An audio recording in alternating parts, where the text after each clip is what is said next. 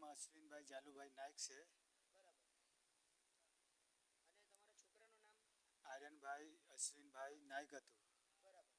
શું બનાવ હતો આ? આ ટાઇલ્સના શોરૂમમાં મેં કામ કરતો હતો. હા. તો ગોદામમાં હવે 7:30 વાગે આવી જતો હતો ઘરે, પણ 7:30 વાગે નહીં આવ્યો. પછી પેલા સેટે ફોન કર્યો ને એ ટાઇલ્સના નીચે દબાઈ ગયેલો હતો ને ટાઇલ્સના નીચેથી કાઢીને બહાર એને હુડાવી મૂકેલો હતો. બરાબર. પછી અમે ગયા, પછી 108ને ફોન કરાવીને સિવિલમાં અમે તાત્કાલિક સારવાર સારું લાવ્યા. ત્યાં સુધી અમારી ડેડ બોડી ખલાસ થઈ ગયેલી હતી સાહેબ.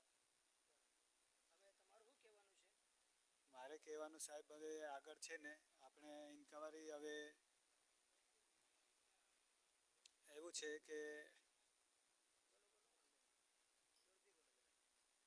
આપણે જો આ ઇન્કવાયરી છે હવે, તો મારે કહેવાનું એવું કે બોડી આપણે નીચે દબાયેલી હોય, થોડુંક શ્વાસ ચાલતી હોય તો સેટ હવે એને તાત્કાલિક હવે સારવાર માટે કરતે તો અડધો કલાક ત્યાં લાશ આપણી પડી નહીં રહેતે ને. તો થોડોક એનો પણ અચાનક હવે ત્યાં લાશ એમણે જો ટાઇલ્સની નીચે દબાયેલી હતી ને ટાઇલ્સની નીચેથી આખી લાશ હવે એને બહાર કાઢીને હુડાઈ મૂકી હતી સર. હવે તમારું આગળ શું કહેવાનું છે? અમારે હવે આગળ કહેવાનું છે સાહેબ કે હવે